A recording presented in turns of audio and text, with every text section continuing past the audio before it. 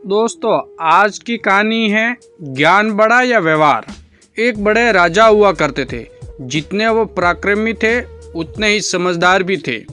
उन्होंने अपने दरबार में कई ज्ञानी लोगों को अच्छे ओहदे दे रखे थे। वो सबका काफ़ी सम्मान करते थे, लेकिन इन सब में जिनका वो सबसे ज़्यादा सम्मान करते थे वो थे उनके राज्य के राजपुरोहित। राजा राजपुरोहित को कितना मान देते थे इसका अंदाज़ा इसी बात से लगाया जा सकता है कि जब भी दरबार में राजपुरोहित प्रवेश करते तो राजा खुद खड़े होकर उनका स्वागत करते थे और तब तक खड़े रहते थे जब तक राजपुरोहित अपने आसन पर आकर बैठ ना जाए।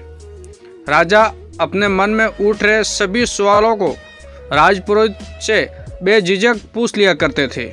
राजपुरोहित भी अपनी बुद्धि से उनके अच्छे से उत्तर दिया करते थे। एक दिन दरबार में राजा के मन में कोई प्रश्न आया।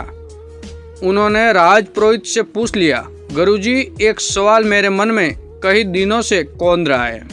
अगर आप इजाज़त दें तो पूछना चाहूँगा। आप हुक्म कीजिए महाराज, राजपुरोहित ने कहा। जैसे कि मैंने बताया कि कई दिनों से ये सवाल मुझे परेशान कर रहा है। मुझे विश्वास है कि इसका ऐसा उत्तर जिससे मुझे संतुष्ट मिले केवल आप ही दे सकते हैं। सवाल यह है कि ज्ञान बड़ा होता है या व्यवहार? राजा ने पूछा। राजपुरोहित सोच में पड़ गए। यह सवाल सच में मुश्किल था। ऐसा नहीं है कि उन्हें इस सवाल का उत्तर नहीं मालूम था, लेकिन उसे कैसे राजा को सरल तरीके से समझाया जाए यह उनको समझ में नहीं आ रहा था। राजपुरोहित ने विनती कर राजा से कुछ दिनों की मोहलत मांग ली ताकि कोई ऐसा तरीका ढूंढ सके जिससे इस सवाल का उत्तर राजा को संतुष्ट कर पाए। दरबार खत्म हो गया। राजपुरोहित अपने घर वापस लौट गए। उस दिन से वो चिंता में रहने लगे। उन्हें समझ नहीं आ रहा था कि कैसे राजा के सवाल का उत्तर दिया जाए। 2-3 दिन बीत गए, लेकिन राजपुरोहित अभी भी इसी कसमस में थे और ना ही अच्छे से सोते थे, ना ही ठीक से सो पाते थे और ना ही खा पी रहे थे। उसकी पत्नी यह सब देख रही थी। पत्नी ने राजपुरोहित से उनकी परेशानी का कारण पूछा। राजपुरोहित ने सारी समस्या अपनी पत्नी से कही। उनकी पूरी बात ध्यान से सुनने के बाद उसकी पत्नी ने उन्हें एक उपाय बताया और कहा कि अगर आप ऐसा करोगे तो राजा को आपका उत्तर समझ भी आएगा और संतुष्टि भी मिलेगी। राजपुरोहित अगले दिन राजमहल गए और कहीं ना जाकर वो सीधे ही राज्य के खजाने के पास पहुंच गए और खजाने से 2 मोती चुरा लिए। उनको ऐसा करता देखा खजासी ने देख लिया। खजासी को अपनी आंखों पर विश्वास नहीं हुआ। उसने सोचा शायद उसको भ्रम हुआ है, क्योंकि राजा के इतने खास राजपुरोहित चोरी करे ऐसा कोई भी नहीं मान सकता था। उनके एक बार कहने से राजा उनको बेशुमार धन दौलत दे देता। अगले दिन राजपुरोहित जी फिर से खजाने से 2 मोती चुरा लाए। फिर से एक बार खजासी ने यह सब देखा। अब उन्हें लगा कि उन्होंने कल जो देखा था वह कोई भ्रम नहीं था। कोई दूसरा व्यक्ति होता तो तुरंत उसे पकड़कर सजा दे देते। ये तो राजा के खास राजपुरोहित थे और जितना खजासी राजपुरोहित को जानता था वो तो बड़े भले आदमी हैं। जरूर उन पर कोई मुसीबत आई होगी, इसलिए उन्हें ऐसा करना पड़ा होगा। यह सोचकर खजासी ने कोई भी प्रतिक्रिया नहीं दी। जब 2-3 दिन तक फिर यही घटना दोहराई गई, तब खजासी ने अपना धर्म निभाते हुए इस चोरी की खबर राजा तक पहुंचा दी।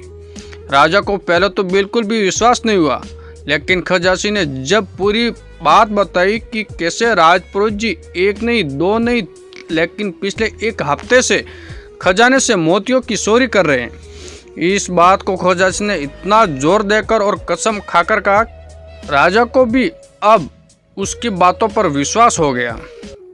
अगले दिन जब राजपुरोहित दरबार में आया, तब राजा ने न ही उनका स्वागत किया न ही अपनी जगह से खड़े हुए। राजा ने राजपुरोहित से पूछा, क्या आप खजाने से मोतियों की चोरी कर रहे हैं? राजपुरोहित ने हाँ कहा और सारे मोती राजा के सामने रखते हुए कहा, लीजिए ये सारे मोती जो मैंने चुराए।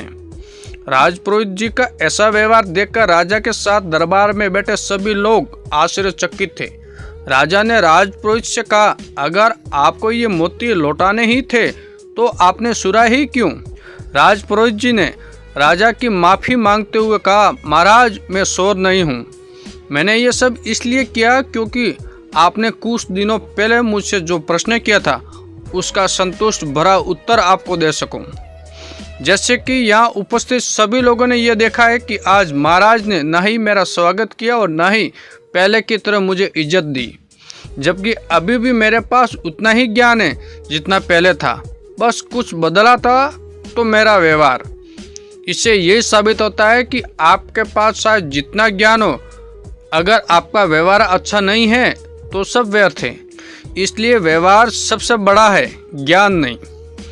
राजा राजपुरोहित की बातों से और उनके द्वारा दिए गए इस अनोखे उत्तर से बहुत प्रसन्न हुए। उन्होंने आज जैसा व्यवहार राजपुरोहित के साथ किया था उसके लिए माफ़ी मांगी और एक बड़ा इनाम उन्होंने दिया।